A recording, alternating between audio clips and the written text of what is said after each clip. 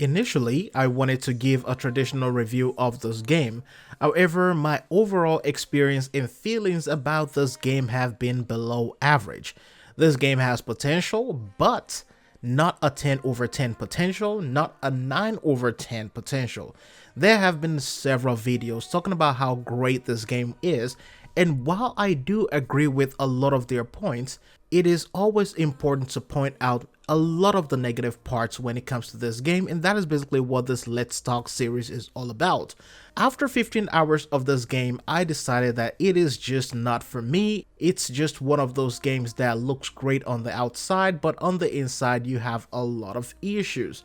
Granted, the optimization and the graphics were just incredible and splendid. However, this is a glorified walking sim, a stretched out fetch quest. It is what you get when you extract a side mission or a game mode from a full RPG and you decide to make a game out of it. I know a lot of Kojima fans out there will disagree and they'll be ready to rip me apart, but I have to say this game is not all that it seems.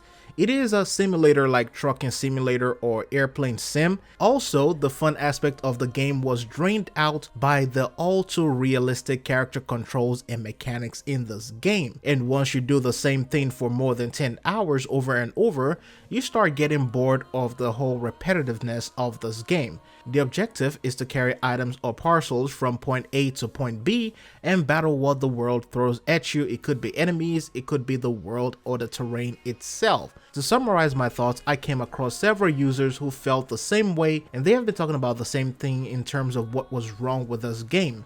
And the danger of not talking about the wrong things in this game is the fact that another lazy developer is going to see this and see the success of Death Stranding and try to replicate it by creating another empty and useless open world game. And that is basically what we're going to see if we don't talk about the negative aspects of this game. The world is still suffering from the Battle Royale craze.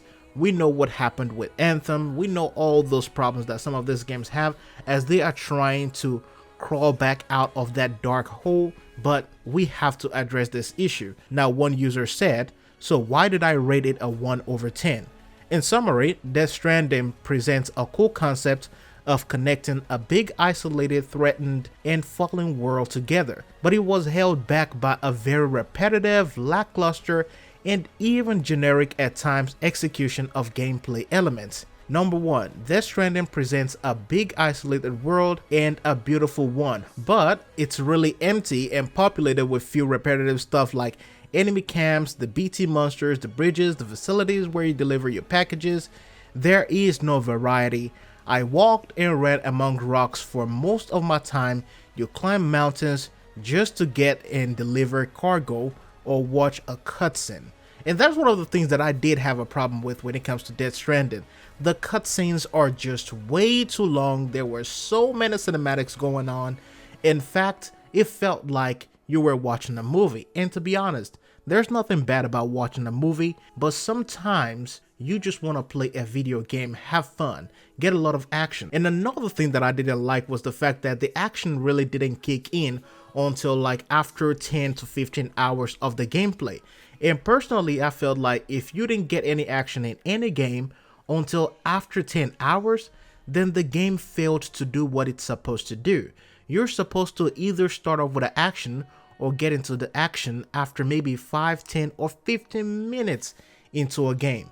In Death Stranding, all you get is about 30 minutes to an hour of cutscenes and cinematics once you boot up the game, and by the time you even get to all the real action in the game, you will be tired and be bored of the game. So that is one of the problems that I just felt that I should point out. There are several reviews and several things that a lot of people also said about this game. Someone said that this is a proof that gameplay in video game is truly important. I feel bad for bashing this game because the world itself looks pretty.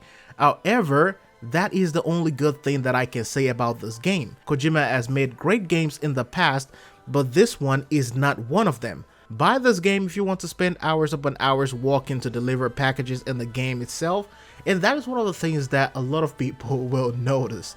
If you love walking simulators, which is what this game is, if you love truck simulators, if you love airplane simulators, then you might enjoy this game. with the way the asymmetric online system is laid out, we might see something incredible come out of it. One user said, "We should have never doubted Konami. This shit hack burned through countless millions, making an unfinished game that was Metal Gear Solid 5, and now has delivered a lateral 80-hour fetch quest." And that is basically what this game is, and that basically summarizes how I feel about this game. Thanks for watching. Let me know your thoughts about this down below in the comment section. See you in the next one.